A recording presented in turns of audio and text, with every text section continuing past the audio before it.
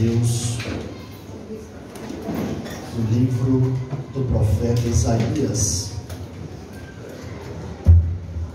Isaías, capítulo 40. Isaías, capítulo de número 40.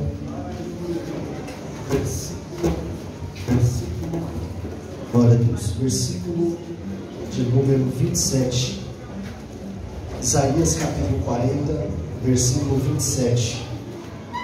Quero louvar a Deus nesta noite por essa oportunidade maravilhosa de poder retornar a essa casa.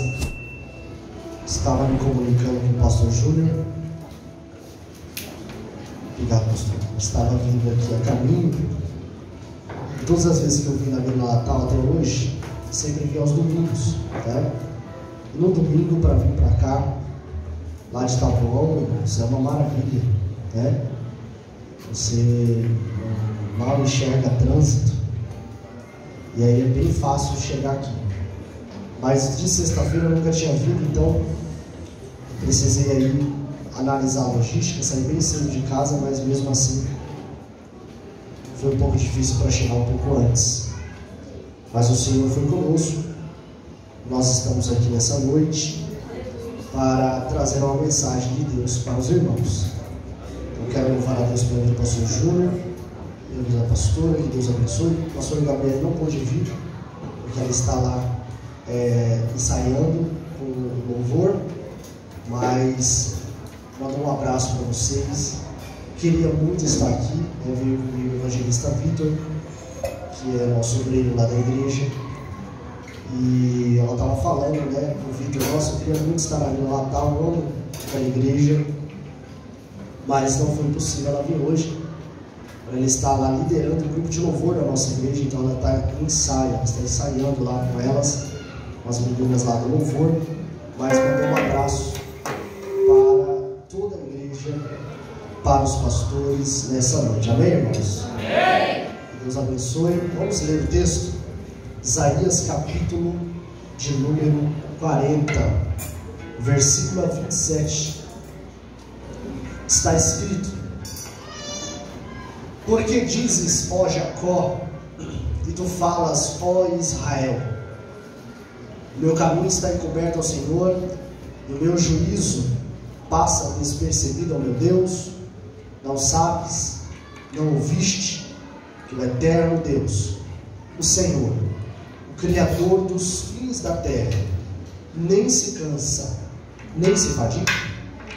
É insondável o seu entendimento, dá força ao cansado, e multiplica as forças ao que não tem nenhum vigor.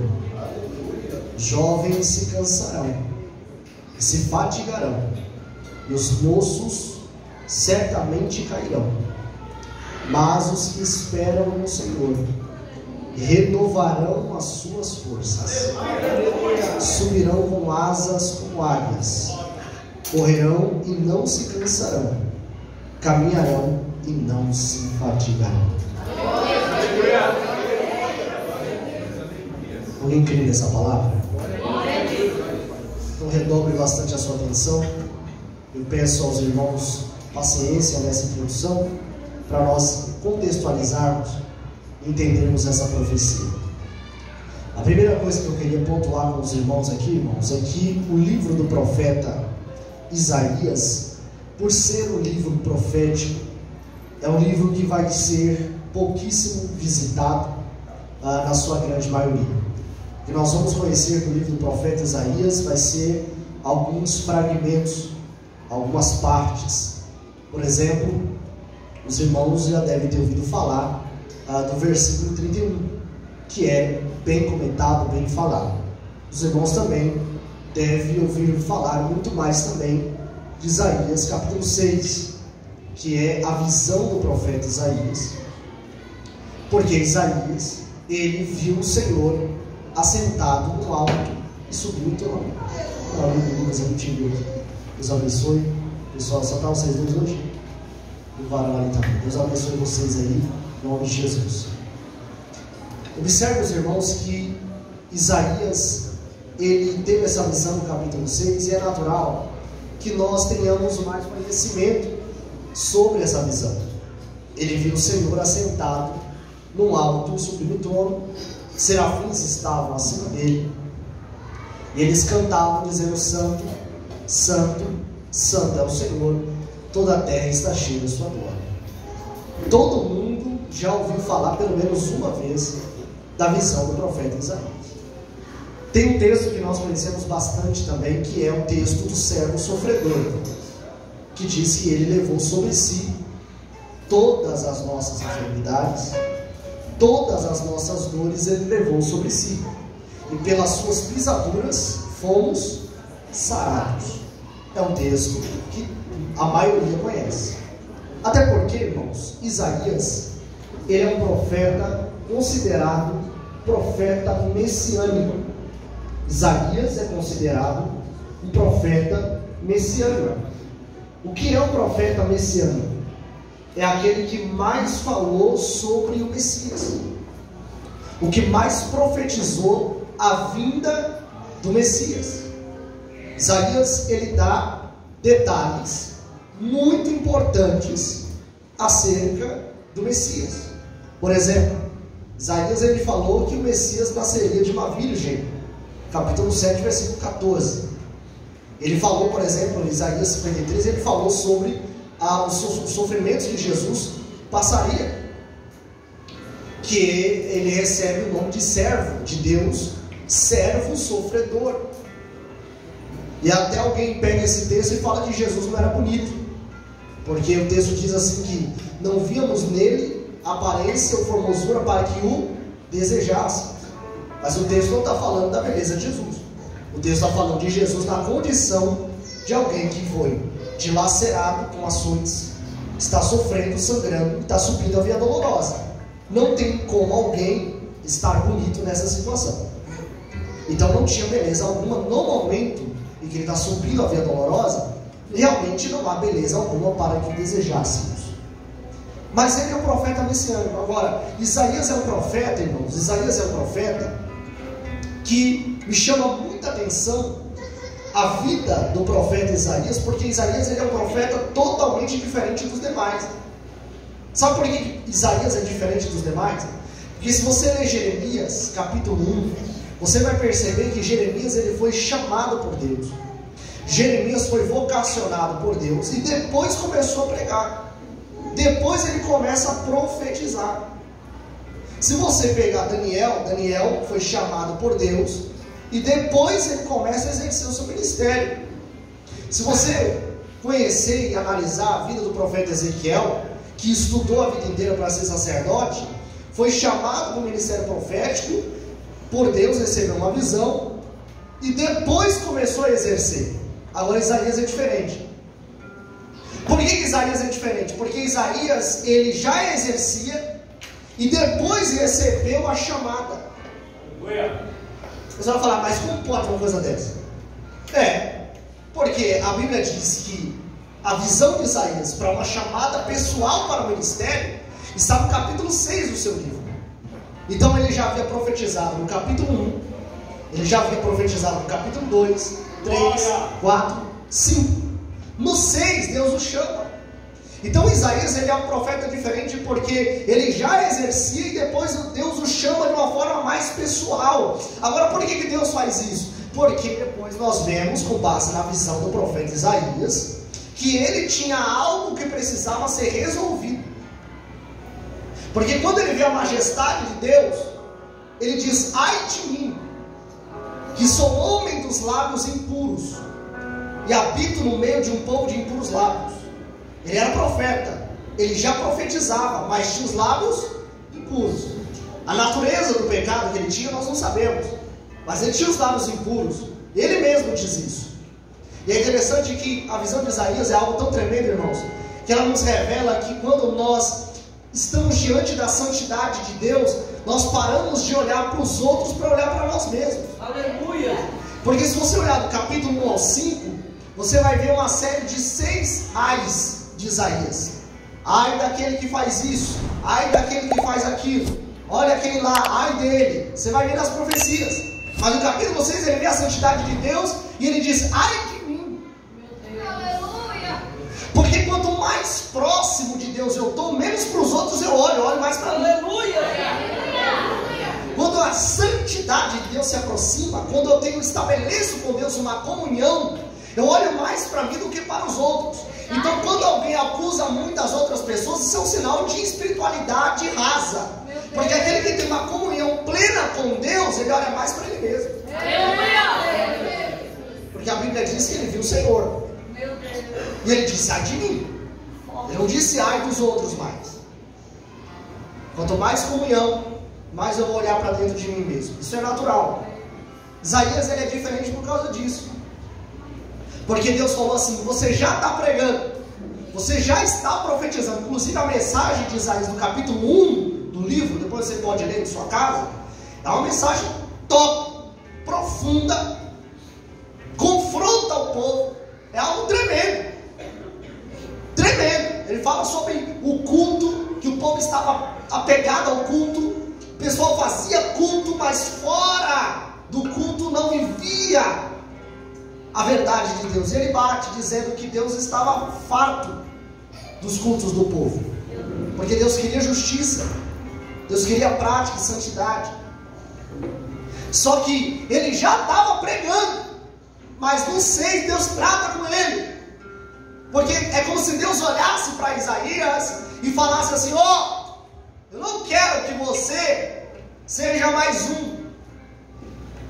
Eu não quero que você continue pregando com algo mal resolvido dentro de você.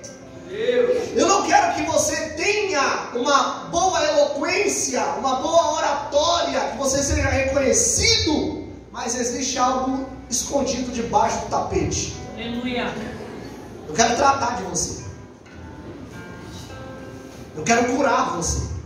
Isaías é diferente por causa disso. Porque, irmãos, é o que Deus quer fazer conosco e com a nossa geração. Deus quer curar a nossa geração. Sabe por que eu estou dizendo isso? Porque muitas vezes nós somos muito bons de púlpito. Muitas vezes nós somos muito bons de apresentação. Mas Deus quer tratar de nós. Aleluia! Deus quer que nós preguemos a cura, mas sejamos curados. Aleluia! Deus quer que nós anunciemos a palavra, mas que a palavra faça efeito em nós.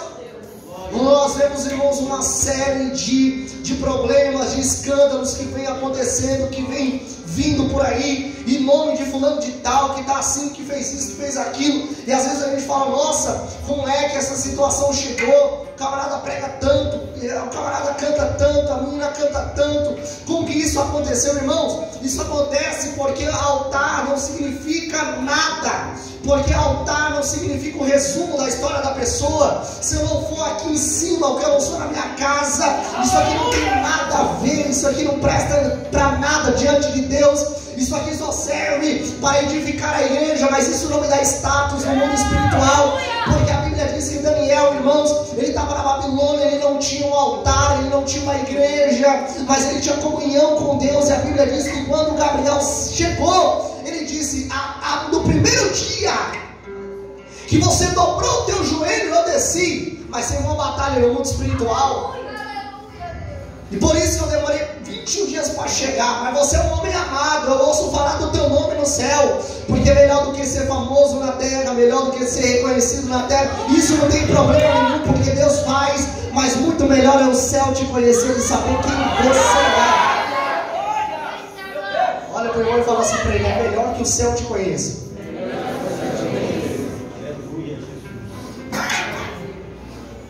Isaías foi tratado por Deus. Por quê? Porque muitas vezes nós somos bons de ministério, bons de púlpito, bons de altar, mas muito ruins de vida, muito ruins de entrega, muito ruins de conduta, muito ruins de vida, muito ruins da santidade. Mas Deus quer tratar conosco aqui nessa noite. Deus quer fazer uma obra na nossa vida aqui nessa noite.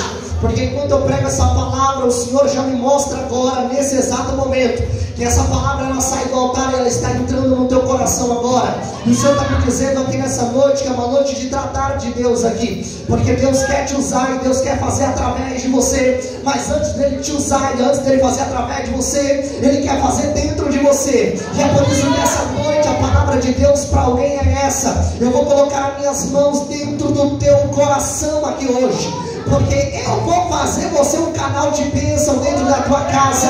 Eu vou fazer você um canal de bênção na tua família, no teu trabalho, onde você pisar a planta do teu pé. Mas antes disso, o poder que você vai transmitir tem que fazer efeito dentro de você também. Antes de você transmitir para os outros, você também vai ter que receber da parte de Deus. Deus não quer que uma geração totalmente enferma, totalmente com doença psicológica, com problemas que elas vêm acarretando, vêm trazendo, isso vai afetando a vida da santidade. Deus não quer que nós carreguemos uma bagagem que Ele já lavou na cruz. Ele não quer que nós carreguemos uma bagagem que Ele já curou no Calvário. Ele quer que nós andemos na palavra, que nós andemos na santidade, que nós andemos na santidade do Senhor. É isso que Ele quer de nós nessa noite. Uma geração curada. Olha para o irmão e fala para ele assim: Deus vai te curar aqui hoje.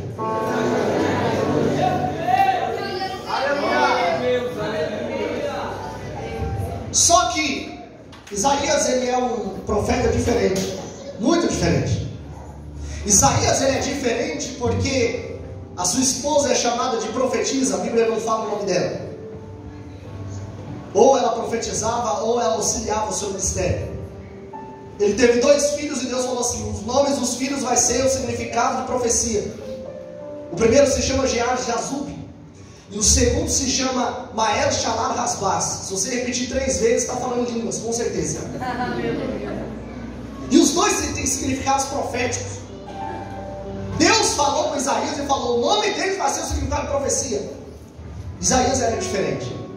Só que para você entender melhor, Isaías tem 66 capítulos, do 1 ao 39 é a primeira parte, do 40 ao 66 é a segunda. Na primeira parte é palavra de juízo, na segunda parte são palavras de consolo. Tanto é que o capítulo 40, versículo 1, se você quiser observar, ele diz assim: consolai o meu povo, diz o Senhor. Então o capítulo 40 é um consolo de Deus para o povo. Como assim? O povo havia sido levado para o cativeiro babilônico. O povo estava em ruína, em desgraça, em vergonha. Se os irmãos observarem o livro de Lamentações de Jeremias, os irmãos vão perceber a situação que a cidade de Jerusalém ficou. A Bíblia diz, irmãos, que as raposas e os chacais se sentiram à vontade em Jerusalém porque ela ficou desolada. As virgens foram forçadas pelos soldados, os velhos desrespeitados. Jerusalém ficou numa situação de ruína, porque Deus estava tratando com Jerusalém por causa do seu pecado, por causa da sua apostasia. E a Bíblia diz que o povo foi levado cativo para outra terra, cativo para a Babilônia. E quando o povo chegou na Babilônia, o povo começou a ser escravizado por um povo diferente, por um povo que não era o povo de Deus, pela Babilônia, pelos gentios, por aqueles que não conheciam o Senhor. Só que Deus deu um prazo. Deus usou o profeta Jeremias e falou no capítulo 25 do seu livro que o cativeiro iria durar 70 anos, porque nenhum cativeiro é para sempre. Nenhum cativeiro é para sempre. Olha para esse irmão e fala assim: esse cativeiro tem data para começar, mas também tem data para terminar.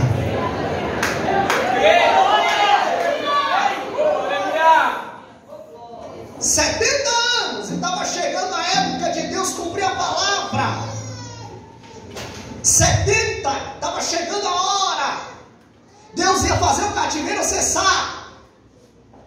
E a Bíblia diz que o povo estava desconsolado porque eles não acreditavam que Deus tinha poder para livrar eles daquele cativeiro.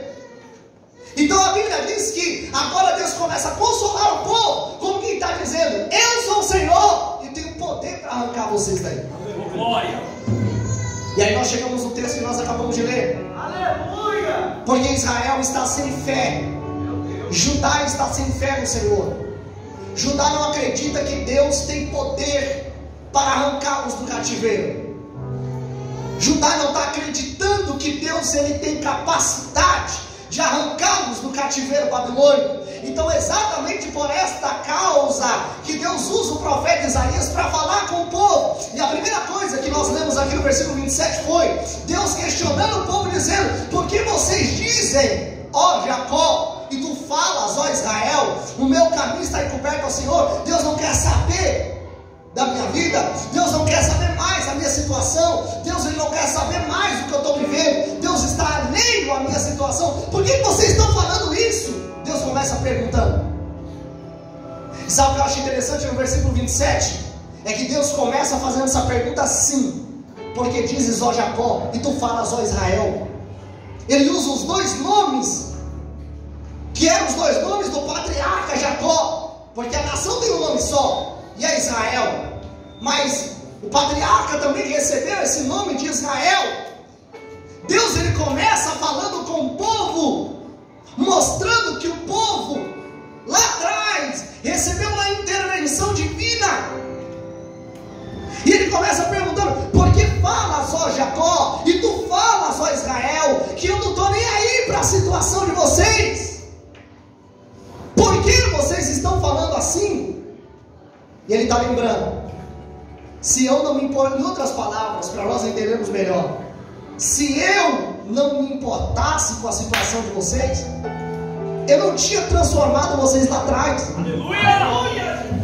Porque quando ele começa dizendo: porque tu falas, ó Jacó, tu falas, ó Israel, ele está falando assim: você não lembra o que eu fiz lá atrás? Que eu peguei Jacó, o enganador, Jacó, o suplantador, Jacó, aquele que dividiu a família, e transformei em Israel, que é aquele que anda com Deus, é aquele que luta com Deus, é aquele que caminha com Deus, é aquele que marcha com Deus. Vocês não estão entendendo, Israel. Por que vocês estão falando que eu não estou nem aí para a situação de vocês, sendo que o começo da história de vocês já é uma história de transformação? E alguém entrou aqui essa noite falando a mesma coisa, dizendo a mesma coisa, da mesma forma e da mesma maneira. Deus não está nem aí para a minha situação. Deus não está se importando com a minha situação. Eu oro e não tenho resposta. Eu oro e Deus não fala comigo. Eu oro e Deus não me responde. Se prepara aí para a gente quebrar tudo aqui junto. Presta atenção. Tem gente que entrou aqui nessa noite dizendo: Deus, eu não estou vendo resposta. O céu está de bronze. Eu oro e a oração não é respondida. Eu peço que o Senhor usar o pregador. Parece que não vem resposta nenhuma. O Senhor me esqueceu, o Senhor me abandonou. Mas essa noite eu vim pregar para você e vim dizer: se Deus não se importasse com a tua situação, Ele não tinha te transformado lá atrás. Se Deus não se importasse com a tua situação, Ele não tinha feito uma obra na tua vida lá atrás. Essa noite eu vim pregar para alguém aqui, eu vim dizer que se Deus não se importasse com a tua situação, Ele não tinha transformado de Jacó para Israel. Se Deus não se importasse com a tua situação, Ele não tinha tirado o vício da tua vida. Se Deus não se importasse com a tua situação, Ele não tinha arrancado a cachaça da tua história. Se Deus não tivesse mudado a tua situação, Ele não se importasse com a tua situação, Ele não tinha tirado você da roda dos escarnecedores e trazido para a roda da presença de Deus. Pega essa palavra aqui agora.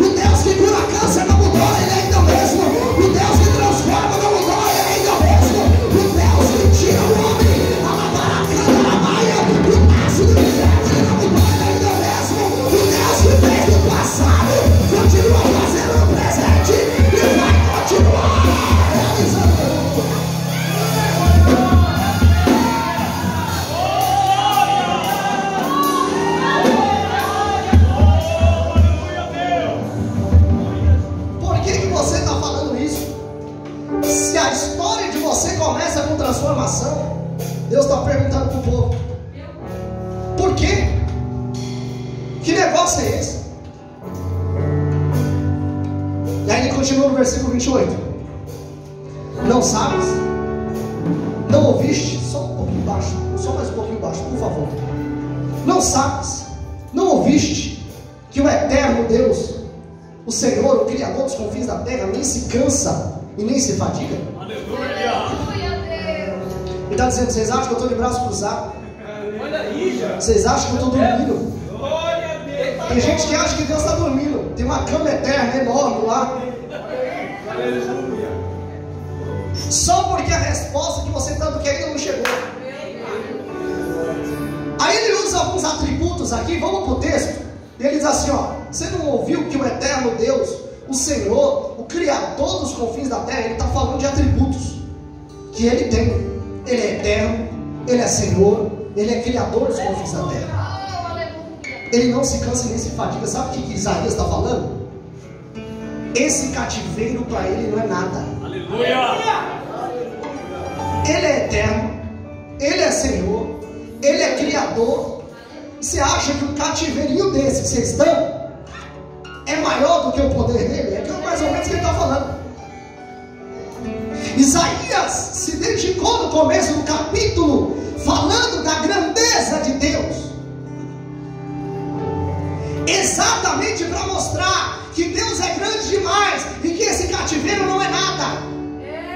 Irmãos, eu amo o capítulo 40 de Isaías, porque o capítulo 40 de Isaías fala, Lucas, sobre a grandeza de Deus. Eu amo falar da grandeza de Deus, porque quando Isaías vai falar da grandeza de Deus, para mostrar que ele é grande demais e que o cativeiro não é nada, ele começa dizendo que ele mediu os céus a palmos. Ele pegou os montes e outeiros e pesou na sua balança. Ele pegou mares, oceanos, rios, ribeiros, riachos e vertentes de água e colocou na palma da sua mão. Ele é tão grande, mas tão grande, que ele pegou o céu e estendeu como cortina. Ele é tão grande, mas tão grande, mas tão grande, que quem guiou o Espírito do Senhor, ou quem é o seu conselheiro para o ensinar? Ele é tão grande, mas tão grande, que a terra é estrado dos seus pés para ele descansar. Ele é tão grande, mas ele é tão grande, que ele se assenta sobre o globo da terra. Ele é tão grande, mas tão grande, que os moradores da terra, como muitos gafanhotos perante ele. Está aí no capítulo 40 de Isaías. Ele estava dizendo para o povo: vocês acham que Deus não pode livrar vocês? Mas olha o tamanho do teu Deus, para você ver que o teu Deus é maior do que o cativeiro que você está vivendo, para você entender que o Deus que você serve é maior que o cativeiro que você está enfrentando. Essa noite eu vim pregar para alguém, eu vim dizer: Deus está dizendo para você nessa noite que essa situação não é maior que o seu poder, que esse problema não é maior que a sua graça. Essa noite Deus vai quebrar cativeiro aqui nesse lugar. Olha para esse irmão que está do seu lado e fala para ele assim: hoje é noite de quebra de cativeiro. Fala assim: vai cair corrente aqui nessa noite. Deus essa noite está dizendo para alguém que vai cair algema dentro da tua casa aqui hoje. Eletria, canaia, alabara, canto, revar. Nós vamos travar uma guerra aqui agora. Alabara, cala, xandaramaná. Mas eu creio na vitória do povo de Deus aqui essa noite. Nós vamos travar uma batalha aqui e eu quero que você me ajude no glória. Porque a gente vai agora nessa noite marchar e a gente vai vencer aqui nesse lugar. Porque hoje está tendo uma batalha espiritual acontecendo a respeito de alguém. E Satanás estava dizendo: vou travar a família, vou pôr cativeiro no filho, vou pôr cativeiro no marido. Mas essa noite o Senhor está dizendo para você: eu sou maior que o vício, eu sou maior que o cativeiro, eu sou maior que a algema, eu sou maior do que essa situação que você está vivendo. A resposta de Deus para alguém aqui essa noite é essa: pode sair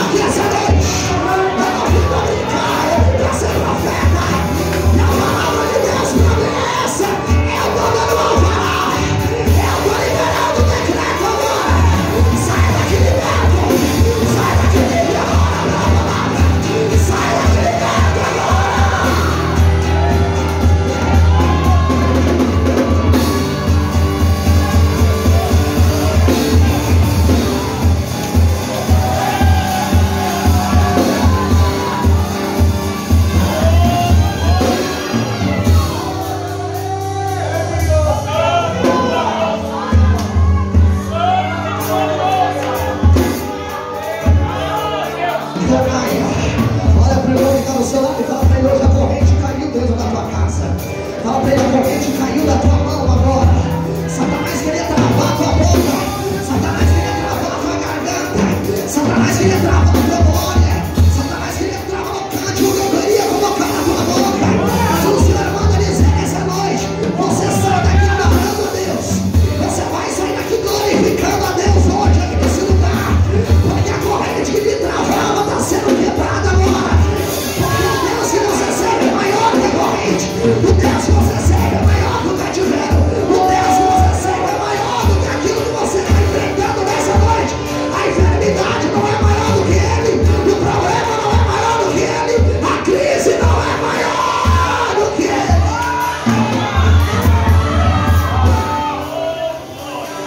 Glória a Deus.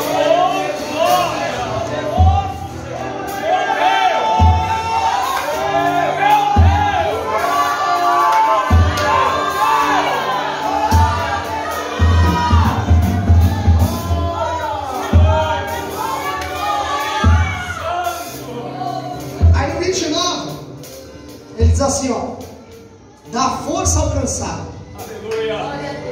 Oh, glória. e multiplica as forças àquele que não tem nenhum vigor. Oh, aleluia, Jesus. Sabe o que eu acho interessante? Olha a frase. Olha a frase. Ele multiplica as forças de quem não tem nenhum. Mas você não tem como multiplicar o que não tem. Oh, glória a Deus. Não tem como. Está no texto aí, ó.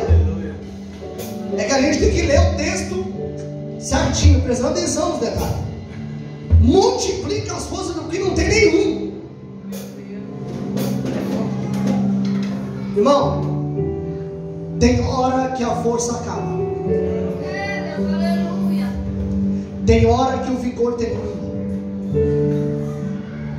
Nem todo dia você está com vontade de orar. Vamos ser sinceros? Vamos tirar a máscara.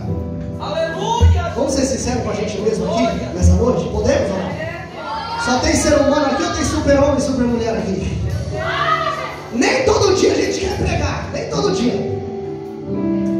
Nem todo dia você quer pastorear. E não é só isso não. Nem todo dia você quer acordar e quer exercer a função de mãe. Nem todo dia você quer levantar e ir para um trabalho, trabalhar.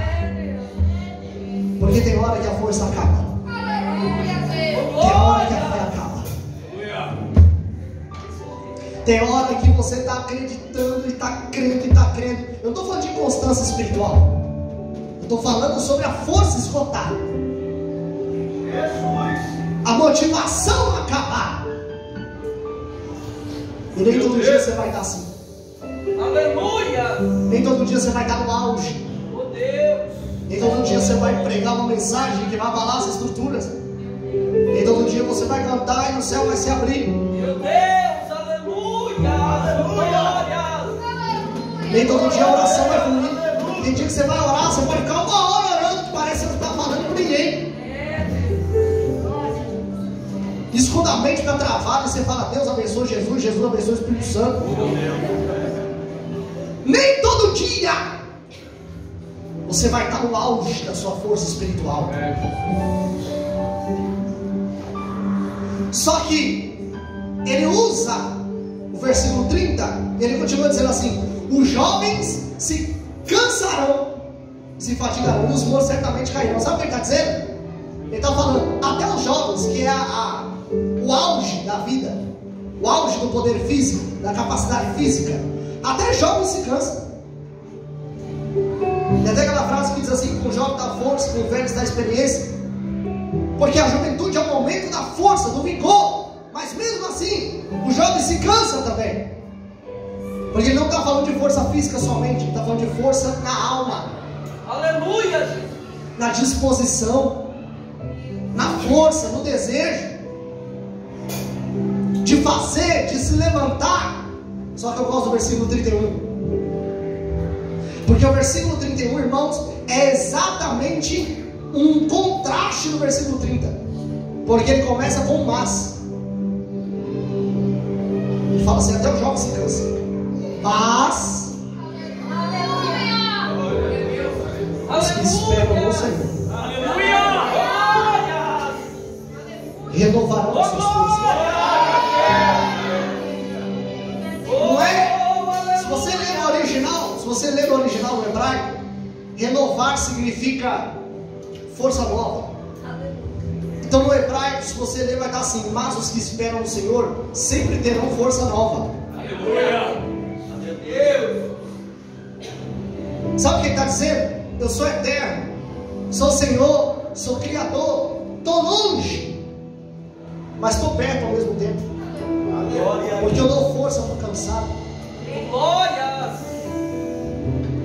Porque a grandeza de Deus que eu acabei de descrever aqui, daquele que pega o céu e mede a palmo, pega os montes e outeiros e pesa na balança, pega os mares, oceanos, rios, ribeiros e achos vertentes de água e põe na palma da mão, parece que é um Deus que está muito distante de nós. Mas ele diz: mas eu também dou força ao cansado. Ele está longe, mas ele é o Deus de longe, mas ele é o Deus de perto.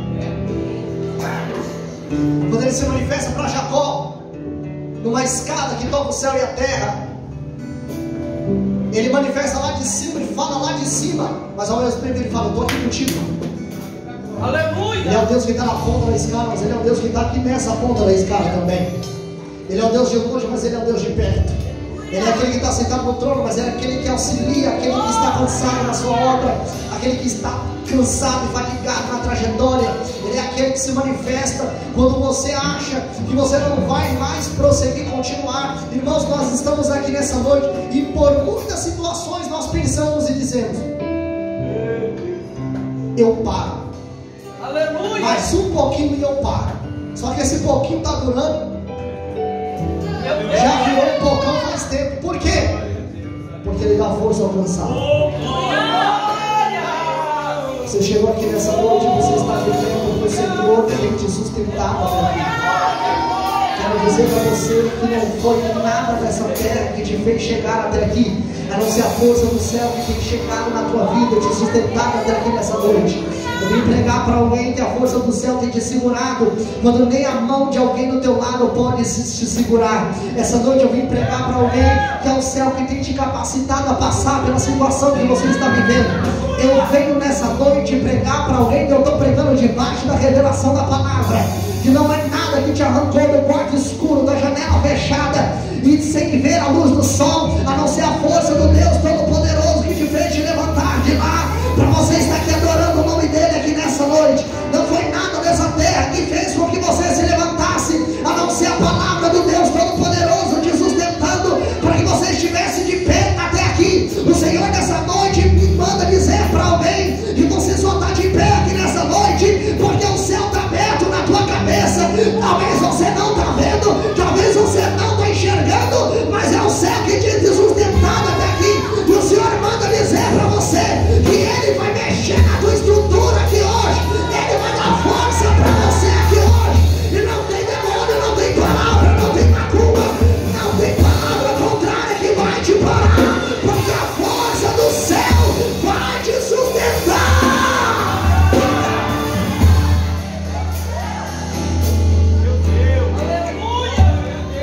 Fala para ele assim: nada vai te parar.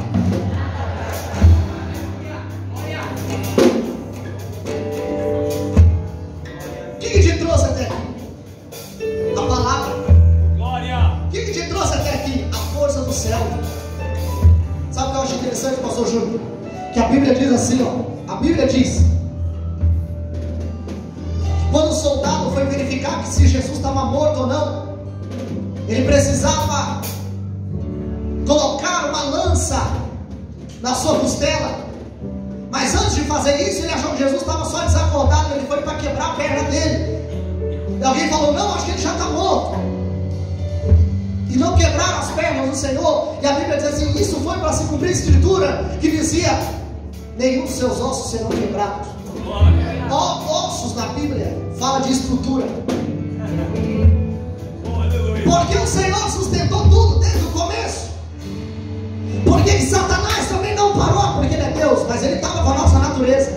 Porque nada o parou, porque ele tinha estrutura, e a sua estrutura era segurada pela palavra. Porque a palavra falou: nada vai quebrar a sua estrutura, nada vai romper com a sua estrutura, nada vai despedaçar a sua estrutura. E essa noite eu vou pregar para alguém que a palavra vai segurar a tua estrutura também. A tua palavra vai segurar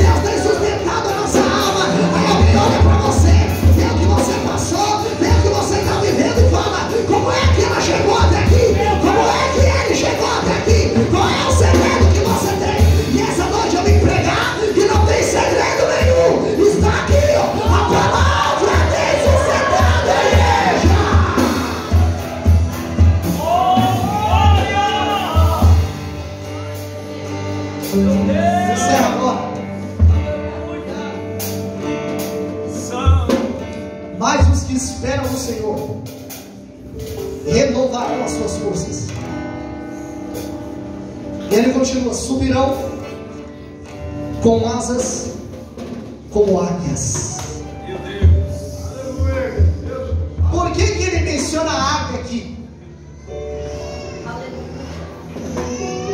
Por que ele fala da águia? Porque a águia é um animal, é uma ave que vive aproximadamente 80 anos. Ela faz parte do grupo dos psidacídeos, que é as aves que têm o bico curvado para baixo, tipo o papagaio, que vive também entre 75 e 80 anos. Vive bem, vive bastante. Às vezes o dono parte e ele permanece. Tanto tempo que vive essas aves. E ele fala da águia e diz que os que esperam no Senhor renovarão suas forças e subirão com asas como águias. Por que isso? Deus está usando Isaías, e Deus criou todas as coisas, sabe de biologia muito melhor do que qualquer pessoa. E ele está falando de um processo de renovação que a águia passa. Porque quando ela chega na metade da sua vida, ou quase na metade da sua vida, ela sobe num penhasco enorme, fica sozinha, isolada. E nesse penhasco ela vai passar por um processo de renovação. Ela arranca as próprias garras, arranca as próprias penas e quebra a ponta do bico. Para quê? Para nascer tudo de novo. Esse processo dura entre 3 a 4 até 6 meses. Tudo aquilo que ela tinha começa a se renovar. Ela tem que arrancar a própria garra, ela tem que arrancar as próprias penas. E é um processo doloroso. Dói. E é o momento que ela fica isolada. Ninguém vê esse processo. Ninguém enxerga esse processo. E quando termina e ela está pronta, ela se sente pronta. Suas garras nasceram, o bico cresceu novamente, as penas cresceram.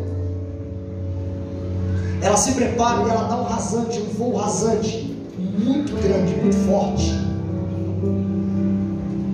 rápido, como se tivesse nascido agora. Aleluia. Aí o texto diz: mas os que esperam no Senhor, Oh, glória. voarão com asas como águias. Aleluia. Ei, o renovo da águia é o mesmo renovo que nós precisamos enfrentar. E às vezes, para Deus nos dar uma força nova, Ele vai precisar nos isolar. Quem estava do lado desaparece. Quem dizia estamos juntos some. É um processo de renovação. E dói. É dolorido. Dói demais. Dói muito. Mas Deus está criando coisa nova dentro de você. Glória. Deus está fazendo a força nova nascer. Deus está renovando os dons. Deus está renovando os talentos. Deus está renovando a força de dentro de você. É um momento de isolamento, mas quando você sair daí, você vai sair com a força diferenciada. Alabara, canto, rebelaia.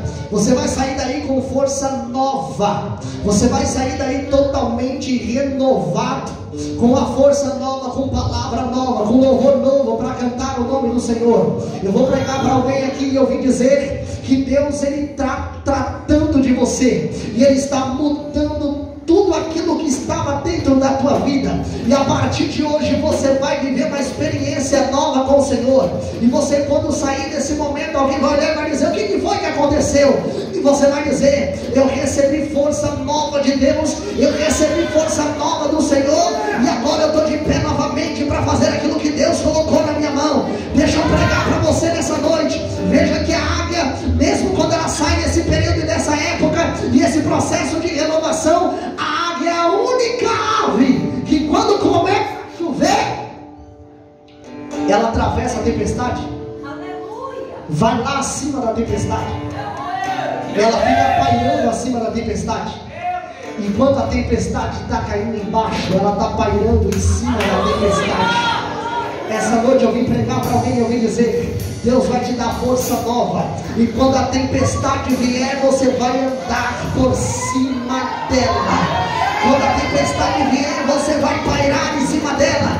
Você vai ser aquele que vai romper com a tempestade. Eu estou vendo gente chorando, eu estou vendo gente soluçando na presença de Deus. Mas eu preciso dizer para você que Deus te trouxe aqui para tratar da tua alma. Deus te trouxe aqui para tratar da tua vida. E dizer para você que você não é obrigado a ter disposição todo dia. Você não é obrigado a ter fé todo dia. Você não é obrigado a pregar todo dia. Você não é obrigado a ser o super-homem, a super-mulher todo dia.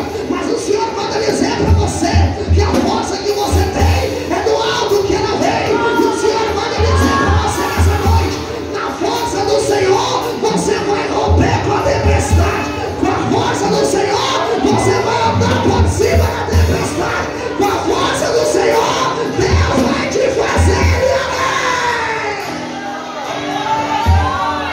Olha para esse irmão que está do seu lado agora e fala para ele: Deus vai te fazer e amém. Fala para ele: Deus vai nos fazer e amém. Fala para ele. Fala para ele agora: Deus vai fazer a gente ir além nessa noite.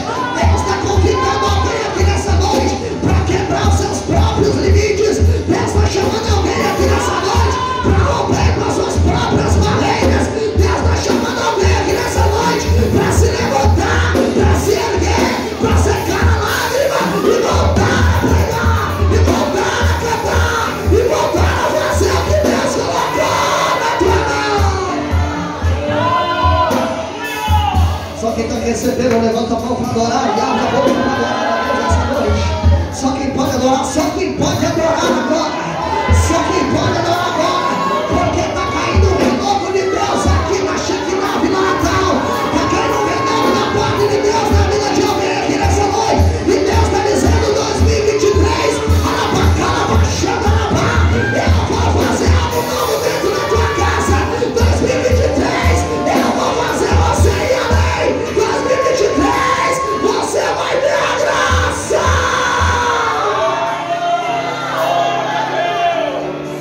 Será que você pode me ajudar, glória? Será que você pode